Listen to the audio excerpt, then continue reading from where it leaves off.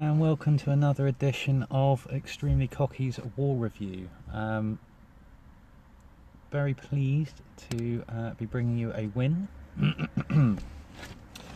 against Iranian. 3 points for guessing where they're from. So we won 66-58. The war was a lot more one-sided than the score suggests. Their highest 3 stars was all the way down on base 12, which is Becky, and our highest 3 stars was on base 6, but we 3-starred everything up until base 6, and we did really well. Anyway, let's go and have a look at who got the highest 3 stars. Now, this was Skylar. However, this was me, Southern Fairy, on Skylar's account.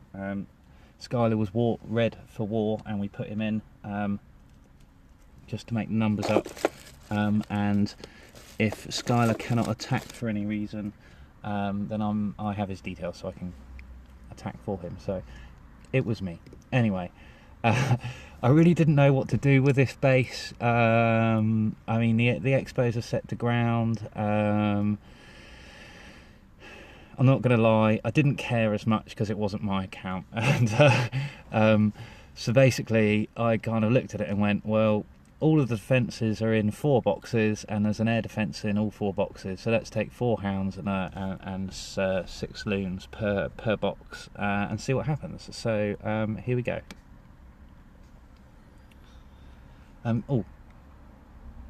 Just take note, you see the air defences, they're on the 2nd row back, so the air defence is on the 2nd row back, and there are defences just ahead, so it's very difficult to loon.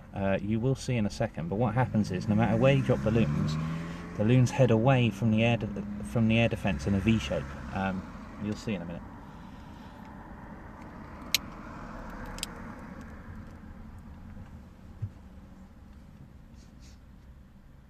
Okay, so Clan Castle's dealt with. Here come the hounds, here come the loons. So I'm dropping roughly 12 loons per side, with 1 lava hound and then another lava hound in behind the loons, just to create constant protection for the loons there. I left the rages quite late, reason being because, again, the loons veered away from the air defence, which is why we lost 2 hounds quite early on. But as you see, I made sure the Queen took out the archer tower on the left. I made sure there was a loon for the cannon on the right, and that ensured then that the loons went in the direction that I wanted them to go to.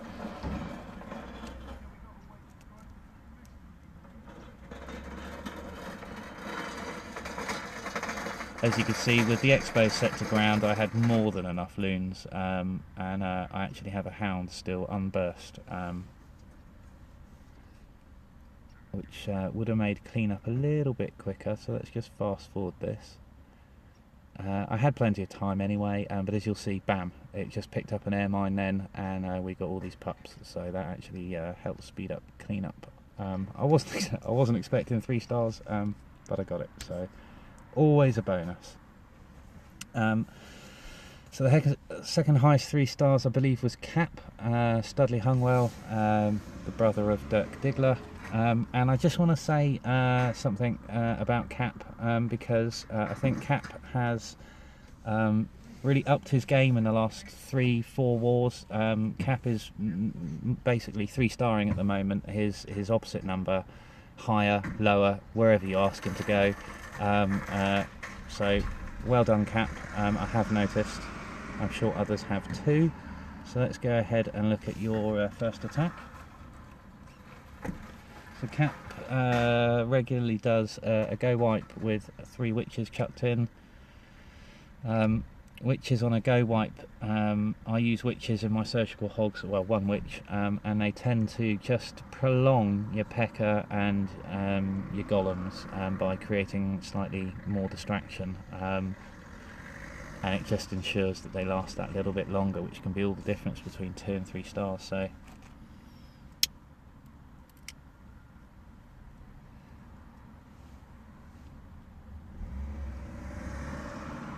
Clan Castle's out. We've got enough wizards to deal with that. It's a shame the Queen's not there, but and a poison spell just to stop them from flying away too quickly. As you saw, there was an earthquake to open up the defences, and that's opened up 75% of the base.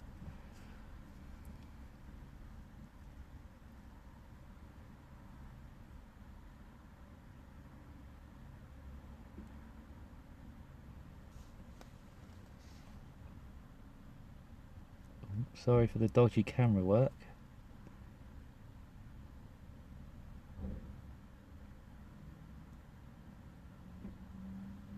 So that's the Queen back to full health, so she's still got her rage available. The King has used his, but he's working his way around the top, clearing up the outside buildings for a bit of a speedier clean-up. This Golemite's protecting the wizard, the witch, very, very well.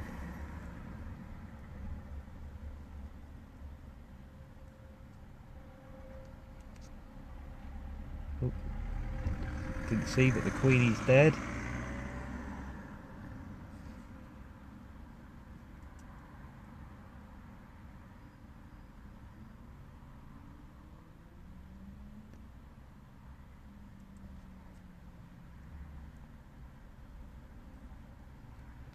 And we've just got one remaining cannon to go.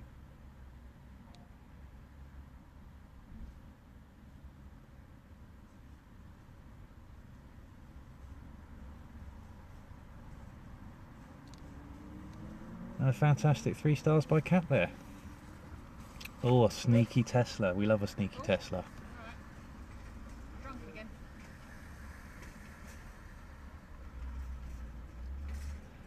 Okay, so let's have a look at Clash of Clans Most Heroic, and that was myself.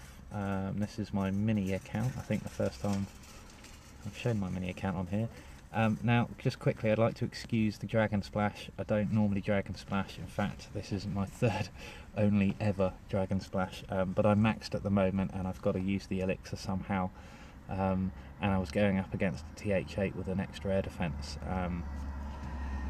So I'm just chopping the dragons strategically, so that there's one dragon on each side, which stops the dragons from wandering, basically. And as soon as we've dealt with the clan castle, the loons will come out. Here come the loons. They're going to go straight for defences, and then the remainder of the dragons can be dropped centrally, which forces them in towards the town hall.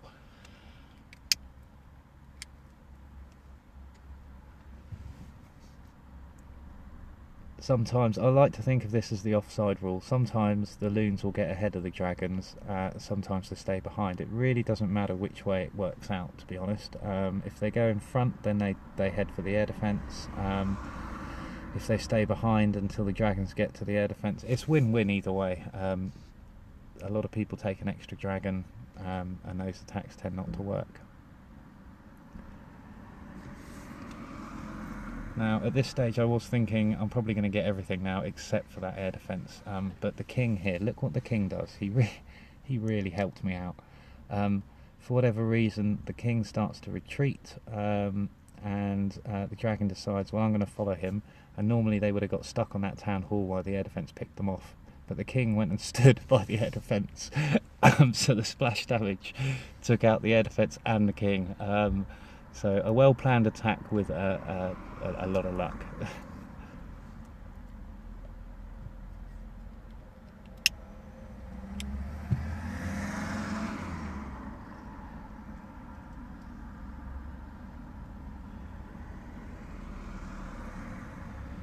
And just a bit of clean-up to go.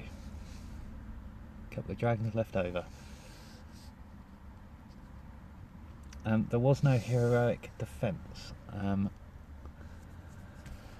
for our team. I do believe I'm going to feature I'm going to feature Aaron, who is Funk Boy, because there were only two people other than myself and Aaron, who went above their opposite number. One was Aaron, the other one was Gemma. So I'm going to show you Aaron's attack. So Aaron was base 11, so he attacked base 10. So let's have a look at this.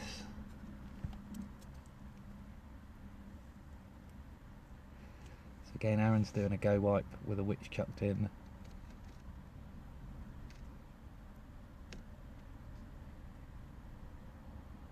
And as you can see, this is a walk around base, so once you get in the first set of walls, it's completely open, which allows your golems and your P.E.K.K.A.s to wander around the outside, being shot at constantly. Very important to penetrate that second layer, either with a jump or some wall breakers. Okay, so we're in the first layer. P.E.K.K.A.s should go straight now.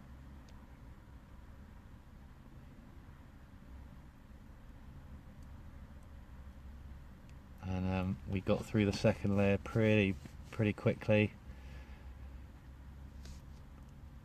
Loon's gone, dragon's gone.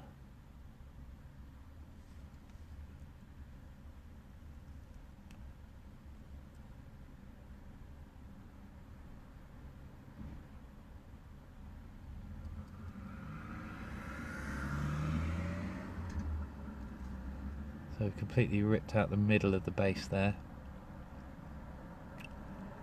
Queen might just get this wizard tower. Come on, Queenie, get it. No.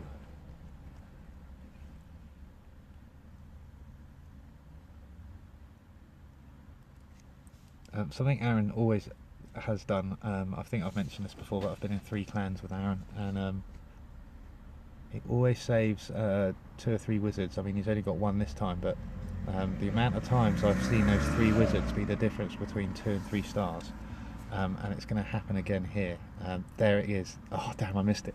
That wizard was the last wizard he put down, and he knew that he could put it down while it was still concentrating on the golems, and it just allowed that one wizard to be able to sneak up onto it and take it out. It was a very clever move, I think.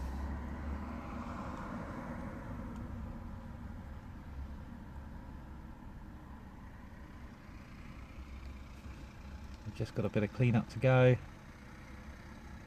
and a fantastic 3 stars by Aaron, going above his number there. Well done, mate.